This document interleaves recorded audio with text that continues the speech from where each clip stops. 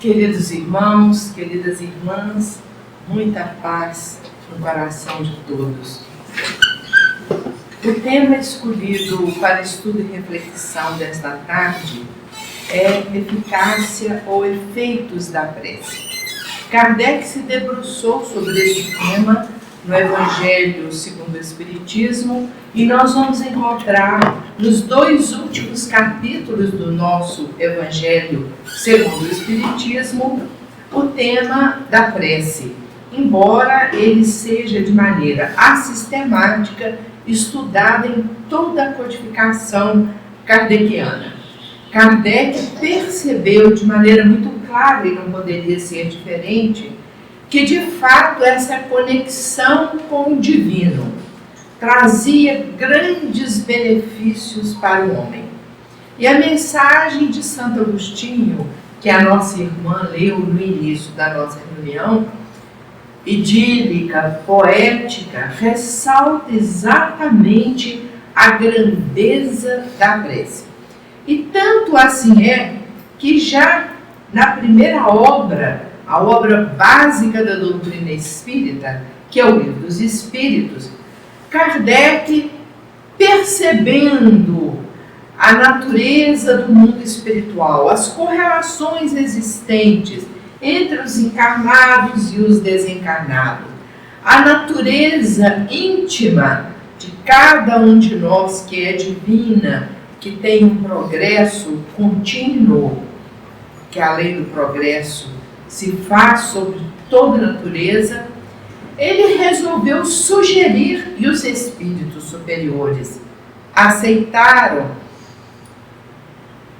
incluir no Livro dos Espíritos uma parte que ele nominou de as leis morais, ou seja, as leis que regem a vida do espírito. E o próprio Kardec, como ótimo professor, como excelente didata, que foi durante toda a sua vida, ele sugere aos espíritos aquelas 10 grandes leis que estão nominadas na parte terceira do Livro dos Espíritos. E a começar, ou seja, a primeira delas, embora naturalmente não haja hierarquia entre elas, é a lei de adoração. Então ali Kardec faz algumas perguntas aos espíritos superiores e as respostas aparecem de pronto, relevando a natureza e a grandeza da prece. Nós vamos ver, ao estudar a lei de adoração, é a primeira das leis morais enumeradas na parte terceira do Livro dos Espíritos, que em todas as civilizações, desde as mais primitivas, o homem sentiu dentro de si um impulso para procurar proteção, auxílio, luz, algo que ele não podia obter por ele mesmo em planos superiores. No começo, esse impulso para procurar o divino, essa vontade de receber uma luz, uma orientação de planos superiores da vida, vinha como as sociedades primitivas naturalmente têm, de maneira grosseira, ainda muito incipiente, porque não se entendia, em primeiro lugar, o que era essa força criativa que comanda o todo.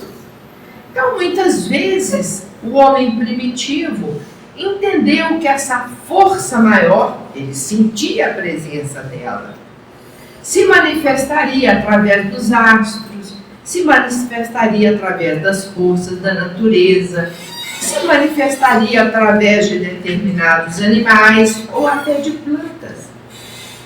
E numa sociedade jamais organizada, quando a família começa a aparecer de forma bem delimitada, nós vamos ver esse pensamento, essa adoração, essa procura pelo sobrenatural e pelo divino nos antepassados.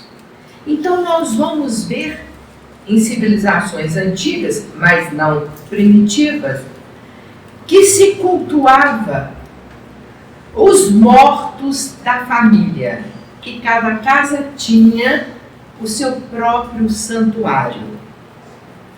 E o chefe da família era como se fora o sacerdote. E o ritual de culto a esses antepassados era uma das formas de orar. E nós vamos ver que até hoje, nos dias atuais, algumas seitas, algumas religiões continuam de maneira muito enfática a determinar aos seus seguidores o culto aos antepassados.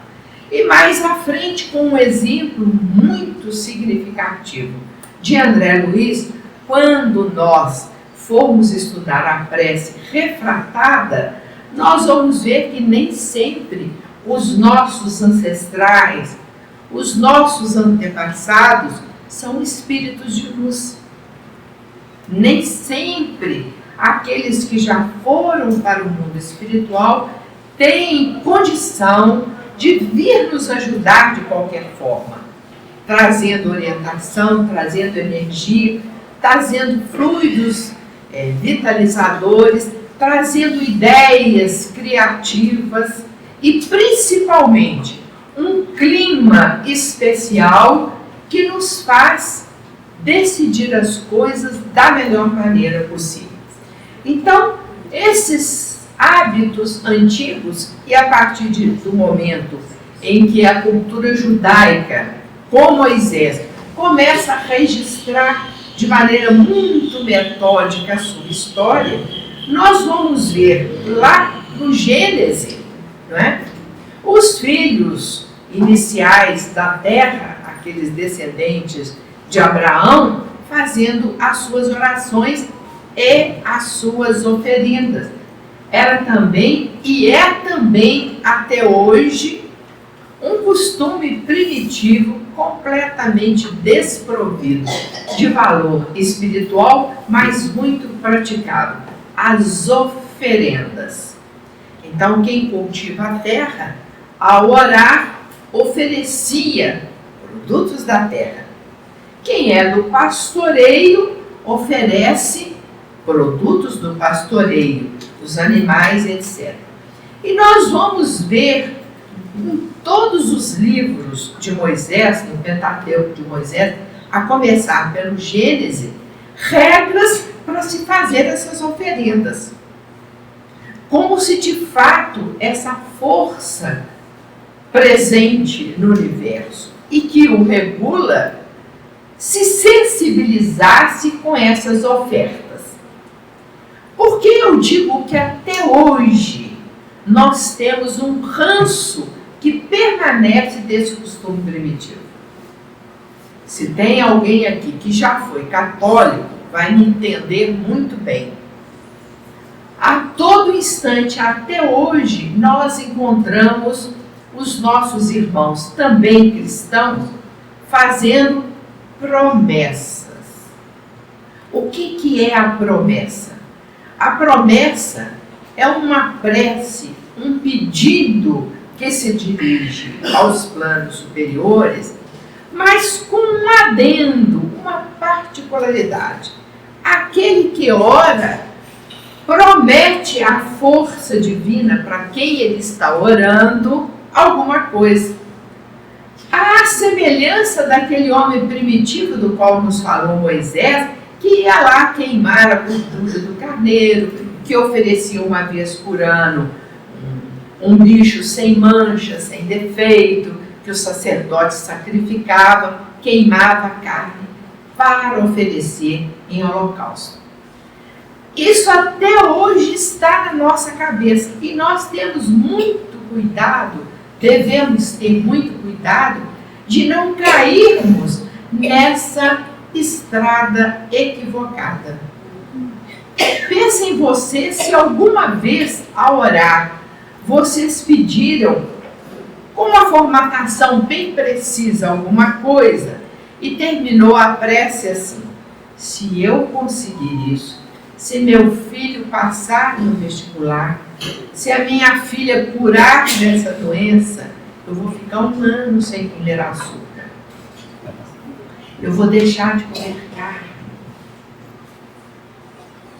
Isso é, na versão moderna, o pensamento antigo de que a divindade, aquele que pode atender o nosso pedido através da prece, precisaria desses bens materiais. Nós estamos ainda, infelizmente, com esse costume, esse ranço muito antigo de fazer essas coisas.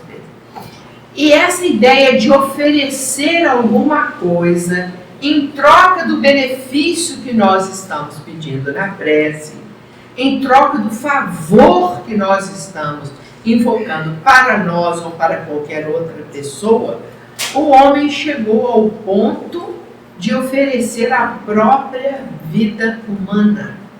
E nós vamos encontrar de forma comprovada em várias civilizações o costume bárbaro, inaceitável do sacrifício humano. E nós vemos hoje, nos filmes históricos, muitas vezes entrecortados de fantasia, né? Essas imagens de sacrifícios humanos oferecidos durante a oração. Mas vem Jesus e faz uma verdadeira revolução, como em tudo mais, a respeito da prece. No Sermão da Montanha, que é a síntese do Novo Testamento, Cristo, como diz o registro de Mateus no capítulo 5 do Evangelho, chama para perto de si os seus discípulos, aqueles que o acompanhavam mais de perto, e para quem ele queria antecipar o resumo da doutrina cristã, e diz o Sermão do Monte. Muitas das vezes nós identificamos o Sermão do Monte como a sua abertura, que são as bem-aventuranças. Mas o Sermão do Monte, segundo teólogos respeitáveis, pode ser dividido em 7 grandes partes. Ou seja, a síntese da doutrina cristã está ali contida. E pode ser resumida assim. A primeira parte é a abertura do sermão, as 8 bem-aventuranças. E essas 8 bem-aventuranças, ou a parte primeira do sermão, a sua abertura formal, contém uma mensagem muito significativa. Quando Jesus diz: bem-aventurados os misericordiosos, porque encontrarão misericórdia. Bem-aventurados os puros de coração, porque verão a Deus. Bem-aventurados aqueles que choram, porque serão consolados. Quando Jesus faz a abertura, é como se ele dissesse, através dessas imagens muito significativas, que nós precisaríamos mudar a nossa maneira de pensar. Que tudo aquilo que nós costumamos achar como sendo bom, certo, desejável, não o é. Que a mudança se impunha. E isso é um convite que até hoje Cristo faz à humanidade. É preciso mudar. É preciso deixar para trás os nossos velhos hábitos. É preciso renovar a nossa mente. É preciso nos tornar uma outra pessoa. A segunda parte do Sermão do Monte fala a respeito da responsabilidade de todos nós. É a missão do cristão no mundo. O cristão no mundo não veio para ficar de braços cruzados olhando a banda passar. O cristão está aqui para não só modificar a si mesmo, mas também dar o fermento ou a motivação para que o próprio ambiente onde ele vive se modifique. Na segunda parte do Sermão do Monte, missão do cristão do mundo, nós vamos ver a lição. Vós sois a luz do mundo. E não se acende uma luz para colocar debaixo do alqueire, mas no candeeiro, para que ela ilumine todo lugar. A terceira parte do Sermão do Monte, nós estamos falando da síntese de todo o Evangelho que Jesus colocou nesse sermão. Nós só temos 3 sermões no Evangelho. O primeiro, que é esse. O segundo, que é o Sermão das Dores, quando ele adverte a humanidade a respeito desse período pelo qual nós estamos passando, que é o período de transição, onde haverá muitas dores, muito sofrimento. E, finalmente, o Sermão das Despedidas, dito lá quando da última ceia, em que ele dá os últimos apontamentos, as últimas observações a respeito de sua vinda aqui na Terra. E lá onde ele promete que mandaria o Consolador e não nos deixaria órfãos. Então, a terceira parte do Sermão do Monte é a nova moral. E até hoje, ao lermos o que Jesus disse, está registrado em Mateus, a nova moral, nós temos dificuldade de compreender, eu nem digo de praticar. Então, a terceira parte, que é a nova moral, vem sempre através desse jogo de palavras. Aprendeste o que foi dito: amarás o teu próximo e odiarás o teu inimigo. Eu, porém, vos digo: amai os vossos inimigos, fazei bem aos que vos odeiam e orai pelos que vos perseguem e caluniam. E aí ele vai: aprendeste o que foi dito, olho por olho, dente por dente. Eu, porém, vos digo. E aí ele modifica completamente tudo aquilo que o homem havia construído e chamado de civilização até então. E que nós ainda hoje estamos muito longe de implantar nas nossas regras do dia comum. A quarta parte do Sermão do Monte, ele vai falar sobre a oração. Chegamos aonde queríamos. Então ele diz: a oração é o recurso mais poderoso que o homem tem para criar uma conexão, um caminho direto com os planos superiores da vida. Olha que maravilha! O que mais nós precisamos, além disso, criar um caminho, uma conexão com os planos superiores da vida. A partir da hora que nós criamos essa conexão, os nossos caminhos se iluminam, se alargam, a nossa mente se pacifica, a nossa força de vontade se duplica, a nossa capacidade de realizar se torna infinita. Infinita. E aí Jesus fala a respeito da eficácia da oração, da grandeza da oração, da necessidade da oração, mas trazendo como tudo que ele trouxe, grande novidade.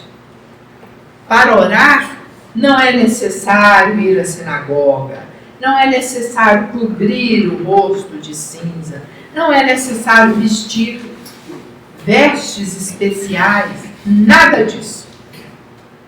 Para orar, recolha-se dentro do seu quarto. Quarto aí não é cômodo da casa, é interior psicológico. Recolha-se dentro do seu interior. E só depois desse recolhimento, quando você está sintonizando mais alto, mas completamente desligado das coisas materiais que o circundam, é que a sua prece realmente pode ter algum poder. E aí ele faz uma advertência. Mas, para que a sua prece tenha de fato força para chegar aos planos superiores da vida, é necessário que o seu coração esteja limpo. E aí, conhecedor profundo da alma humana, governador do nosso planeta e criador do mesmo, Ele sabia que se ele dissesse, se você tem algum inimigo, vá, faça as pazes, reconcilie-te com ele, para só depois vir fazer a sua prece. Nós iríamos de pronto dizer assim, nós não temos inimigo, não sou inimigo de ninguém. Então, nós íamos nos dispensar de viver harmonicamente com o nosso irmão, com o nosso próximo, sob a alegação de que nós não somos inimigos dele. Se ele tem alguma coisa contra mim, isso é com ele, não comigo. Então, olha como Jesus nos adverte a respeito da sintonia com o nosso próximo, da necessidade de nos harmonizarmos com os nossos irmãos. Ele diz, se alguém tem alguma coisa contra ti, não é você, ele tem, mas você, vai partir de você a iniciativa para desfazer esse mal-estar.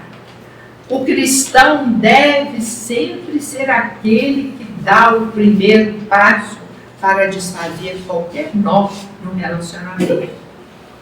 O cristão tem a obrigação, por conhecer as leis que regem a nossa vida, de não deixar que o ambiente de ódio, de rancor, de mágoa que alguém nutra contra nós cresça e perturbe a nossa vida, além da dele. Então ele fala, quando forem orar, recolham-se. E aí, feita essa harmonia com os companheiros, com os irmãos, elevem a sua prece a Deus, que ela será ouvida. Não há necessidade de grandes palavras, não há necessidade de repetição de palavras, nada disso.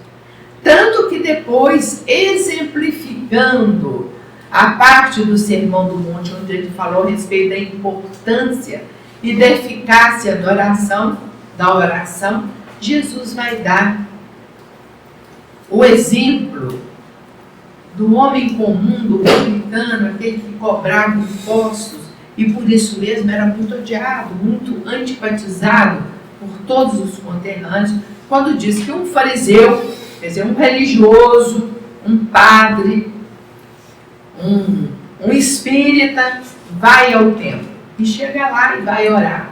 Senhor, eu agradeço as bênçãos que eu recebi, pelo lugar que eu ocupo, pela importância que eu tenho na sociedade, pela maneira como os outros me olham, porque eu sou melhor do que eles, e o outro lá no cantinho, orando, o publicano, o odiado da sociedade, orando, Senhor, tem piedade de mim, eu sou um pecador, compadeça-te das minhas falhas, da minha miséria, das minhas necessidades. E ele diz, qual dessas duas preces vai atingir a sua finalidade?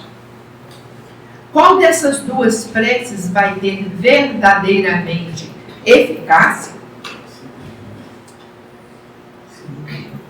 Aquele que de fato chegou para orar completamente desprovido de orgulho, de vaidade, aquela vai ter a eficácia. Em outra passagem, às vezes até de difícil interpretação, Jesus nos prometeu, quando 2 ou mais se reunirem em meu nome, eu aí estarei.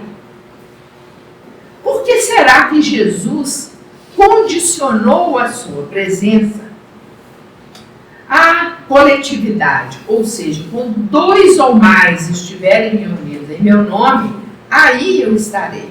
Por que ele falou, toda vez que você for orar, sozinho, no seu quarto, no seu interior, eu aí estarei?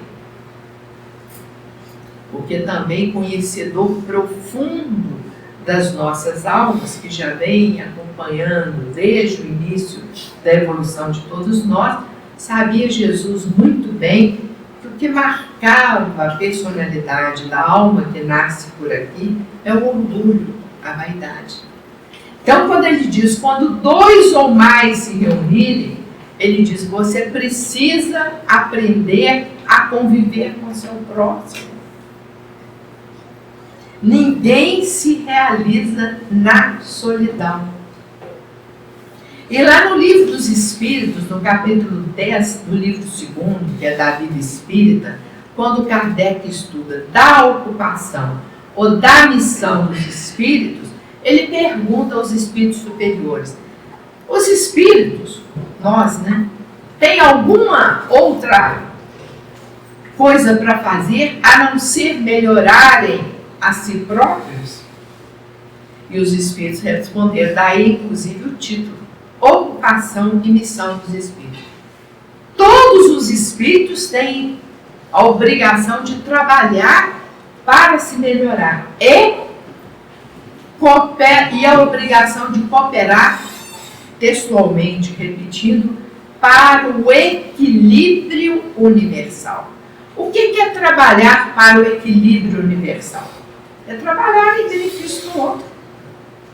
É saber conviver de forma harmônica. É dar valor ao conjunto, à sociedade. Porque sozinhos nós não vamos a grandes distâncias. Então ele diz, quando 2 ou mais se reunirem em meu nome, eu aí estarei. Então Jesus desmistifica qualquer ritualística da prece. Mas ele sabia que ao tirar da cultura religiosa, espiritual, humana, aqueles princípios que os judeus tinham por muito arraigados, onde rezar, como rezar, com que roupa rezar, ele sabia, esse povo agora vai ficar perdido. Porque daquele jeito que eles oravam, eu estou dizendo que não se deve orar daquela maneira. Como orar então? E é também no Sermão do Monte que Jesus vai trazer a oração do Pai Nosso. Quando orar, não precisa de aumentar muito essas palavras. Orar é assim. Então ele fala o Pai Nosso. E nós vamos ver nessa síntese divina da oração nos ensinada por Jesus, tudo quanto nós precisamos pedir de uma oração. Mas, ao falar da eficácia da prece, ao estudar a eficácia da prece, o Espiritismo vem alargar ainda mais a nossa compreensão a respeito desse recurso divino que é a prece. Ah, se o homem soubesse orar, dizem os espíritos superiores. Porque o que vale na prece, como nos disse Jesus na parte 3ª do Sermão do Monte, é o pensamento. É através do pensamento que nós nos conectamos com os espíritos superiores. E o que é o pensamento? Emmanuel no livro Pensamento e Vida diz que o pensamento é uma força, olha bem, o pensamento é uma força eletromagnética. E olha o que mais que Emmanuel nos ensina. E a velocidade do pensamento? Nós estamos aqui, foi feita a prece inicial. Quando é que essa prece chegou aos ouvidos dos mentores da casa? Quando é que os espíritos superiores que estão aqui nos assistindo, nos amparando, nos ajudando, quando é que eles perceberam essa prece? Então diz Emmanuel, instantaneamente. Por que instantaneamente? Porque o pensamento, que ele disse que é uma força eletromagnética, ele se movimenta na velocidade superior à da luz. Ele disse superior à da luz porque é a maior velocidade que o homem aqui do nosso planeta conhece. Não conhece nada mais rápido do que a luz. E qual é a velocidade da luz? Você sabe muito bem. 300.000 quilômetros por segundo. Se a luz se movimenta nessa velocidade, 300.000 quilômetros por segundo, e o pensamento, que é uma força, vai muito mais rápido, é praticamente, como diz Emmanuel, instantâneo.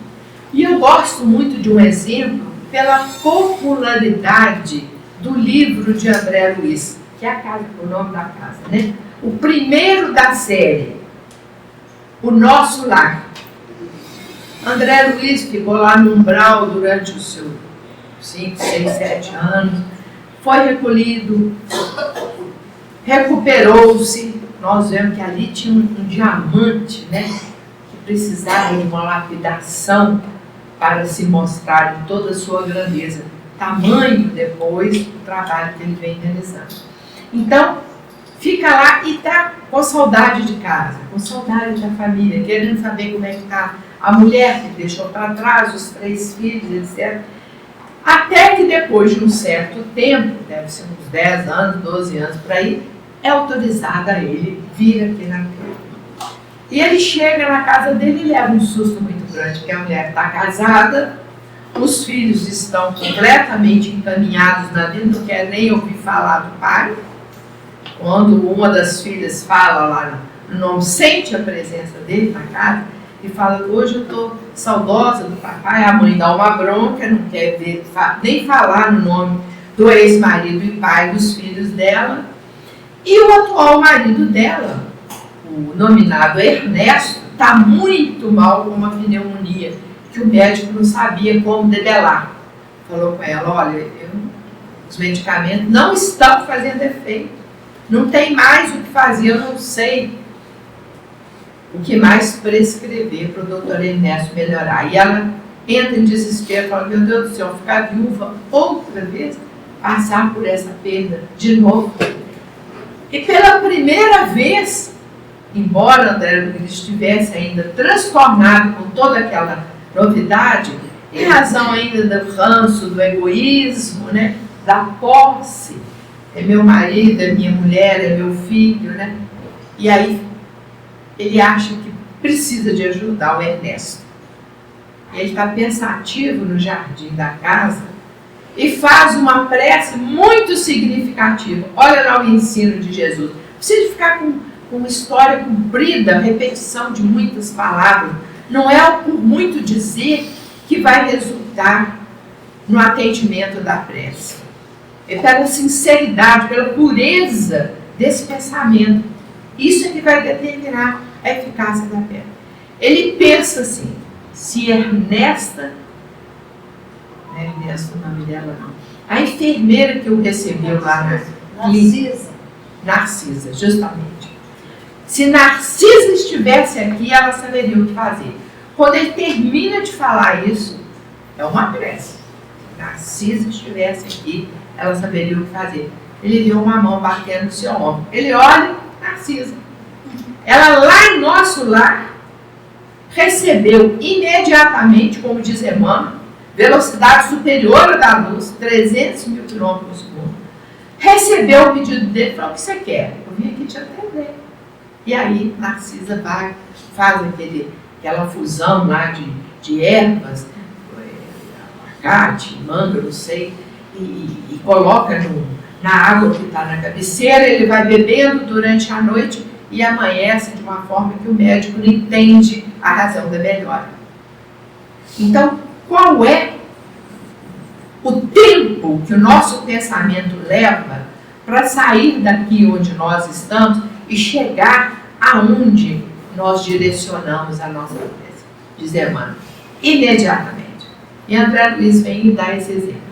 E eu achei muito interessante, porque tem hora que a gente está, às vezes, num sufoco tão grande, num desespero tão grande, que nós temos até dificuldade em concatenar ideias, em elaborar um pensamento mais perfeito, mais lógico.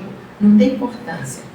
Aquele grito de André Luiz, aquela exclamação dele, aquele chamamento, foi interessante. E eu anotei, porque achei muito interessante, um exemplo trazido por Filomeno de Miranda. Filomeno de Miranda diz que um médium, vocês viram o pedido do presidente, né? Quantos trabalhos a casa realiza? é assistência, entregando material alimentício, é sopa, é evangelização, é tratamento mediúnico, é uma quantidade imensa de atividades. Esse médium era um médium integrado a um centro espírita e muito atuante. Ele não ficava ali só na cabine de passe, na mesa mediúnica, não. Mas ele participava de uma maneira ativa das necessidades materiais dos frequentadores com menor poder aquisitivo da casa. E ele ficou sabendo que uma senhora que tinha ficado viúva adoecera e estava passando muita dificuldade com os filhos. Morava numa periferia, um lugar longe do lugar onde ele residia, uma vila distante, de difícil acesso, e ele ia lá periodicamente levar material e dinheiro para essa mulher. E esse dia, depois que ele tomou o ônibus, ainda tinha que andar até um certo tempo, tinha que andar num caminho ainda sem calçamento, uma coisa muito precária. Já havia anoitecido, eram umas 6 horas da tarde, e ele, como estava carregando muitos embrulhos, chamou a atenção. E um coitado de uma pessoa sem equilíbrio resolveu assaltá-lo, utilizando uma arma de fogo. Botou a arma na cabeça dele e falou: deixa tudo que você está carregando, mais o seu relógio, mais o seu celular no chão.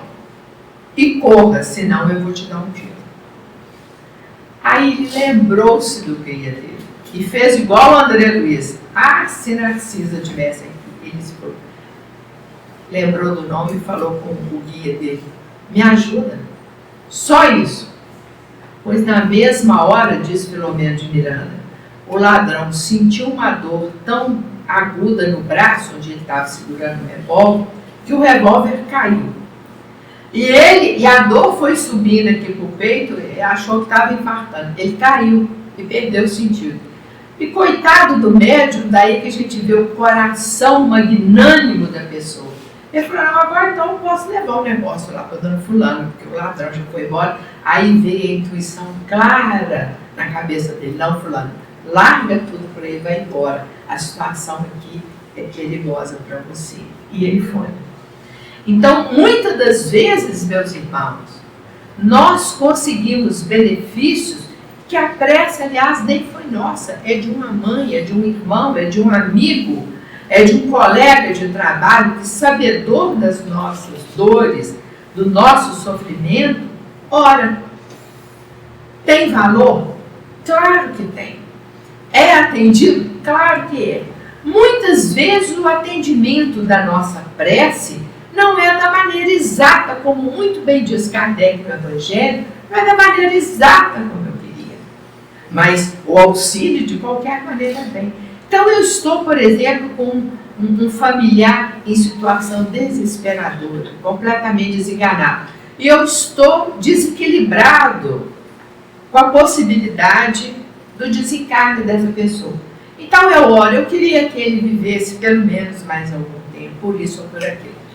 Às vezes não é possível. O benefício para quem está indo e para quem está ficando é que ele vá naquela hora. Aí qual é o efeito da prece nesse particular? Vem a consolação. De repente eu durmo desesperado, intranquilo, inseguro e acordo completamente consolado. Não. O encaminhamento melhor é esse mesmo, o desencarne.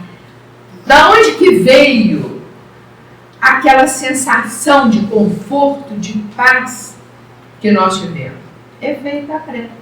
Não prolongou a vida de quem eu pedi, porque não era para ser prolongada. Poderia ser? Nós temos data predeterminada para desencarnar? Poderia. Até para prolongar a vida física, é possível que a prece consiga esse efeito. No livro Obreiros da Vida Eterna, vale a pena reler. André Luiz, Psicografia de Chico, também nos fala a respeito da desencarnação. ele narra a existência de uma comissão espiritual, que são os parteiros espirituais. Quem vem aqui para nos ajudar a desencarnar, a renascer no mundo espiritual. Daí parteiros. São 5 que vão receber o atendimento especialíssimo dessa equipe. Então eles acodam em um, acodam em outro, acodam em outro. Cada um tem uma situação própria, peculiar. Mas tem uma das pessoas que estavam ali na lista, na hora para desencarnar, que é a irmã Balbina, era uma evangélica. Eles começam o procedimento, porque quando o espírito tem mérito, nos ensina André Luiz em Obreiros da Vida Eterna, dias antes da desencarnação, eles começam a levar o espírito durante o desdobramento natural do sono para o que eles chamaram de casa transitória, que é uma preparação no mundo espiritual para que o desencarnante se habitue rapidamente à nova vida. Eles vão levando, olha, doravante vocês vão passar a viver assim, é assim a alimentação, é assim a movimentação. E irmã Balbini já estava nesse processo de ser atendida para que a desencarnação se processasse, e de repente vem uma contraordem. Não. Em vez de desligar irmã Balbina, em vez de providenciar a desencarnação dela, vocês vão fazer uma cirurgia no coração, porque ela tinha um problema cardíaco, que propicia a ela uma sobrevida de anos. Não é de dias, de horas, não. Anos. E aí a André Luiz falou, mas como é que pode uma coisa dessa? Está marcado ali o desencarne para aquele dia. Vem os parteiros espirituais para recebê-la, para ajudá-la, e agora, em vez de desencarnar, vai viver mais alguns anos? O que é isso? Por que aconteceu? Ele diz, é feito de uma prece. Qual prece? Ele falou, peraí, no momento adequado, você saberá quem fez. E depois, ela tinha um filho adotivo, um menino de 8 anos, que havia rezado para que ela não morresse. Quando o menino entra no quarto para visitá-la, o mentor espiritual que está ali coordenando a equipe fala com o André Luiz, prece dessa criança. Mas não é possível.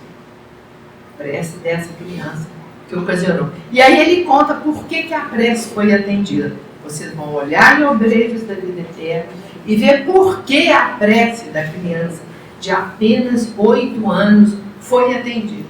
Então, por isso, iniciou assim a leitura da nossa reunião de hoje. Pedi e obtereis. Não é pedir talvez um dia, não. Pedi e obtereis, palavra do Cristo. E como Kardec enfatiza de forma muito didática, sempre há resposta para a prece. Muitas das vezes, de forma diferenciada do pedido que foi feito, como nós demos exemplo. E quando a prece é dirigida a um espírito que não tem condição nenhuma de atender, eu achei interessante destacar, e já estamos terminando, eu achei interessante destacar isso, porque é também de André Luiz, Entre a Terra e o Céu, a chamada prece refratada. É uma menina, uma jovem de 15, 16 anos, órfã de mãe, e ela, o lar, depois da partida da mãe, se desestruturou de uma forma muito significativa. A menina está completamente assim, perturbada em razão daquela situação e resolve rezar para a mãe. Mas a mãe, coitada, está numa situação desesperadora. A mãe está obsediando o espírito obsessor da segunda mulher do marido dela. Não tem a menor condição de concatenar qualquer trabalho para o bem. Aí, espíritos outros que a menina nem conhece, tomam ciência da prece da menina e vão lá para atendê-la. E atendem. Então ele diz, quando às vezes nós estamos orando, vamos lembrar aí dos antigos, o culto ao antepassado, vamos imaginar que nós estamos orando, né, para um antepassado, certo de que ele é um espírito iluminado, evoluído, e ele não é. Não tem importância. A espiritualidade desloca essa prece para quem possa atendê-la. Então é assim. Se Cristo nos disse que pedindo nós obteríamos, meus irmãos, vamos cultivar mais a oração. Eu acho que o espírita reza pouco. Em outras religiões, as pessoas são mais devotas, né? Tem dia certo, hora certa.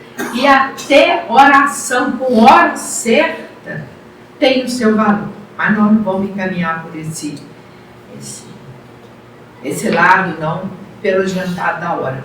Mas vamos nos habituar a rezar mais vezes, a orar mais vezes.